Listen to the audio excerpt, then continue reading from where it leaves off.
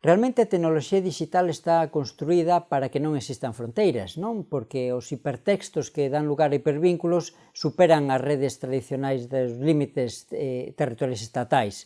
O que pasa que na práctica eso ás veces é verdade, cando falamos dunha democracia que non controla os contidos de internet porque hai liberdade de expresión, pero cando falamos de sistemas autoritarios, como Turquía, como Arabia Saudí, como Venezuela en algunha ocasión, pois entón os controles territoriais siguen existindo e internet ten fronteiras. É unha curiosidade, a democracia fai que se superen as fronteiras tradicionais en internet e o autoritarismo e a dictadura aínda conserva esas fronteiras. É unha cousa curiosa da realidade do noso tempo.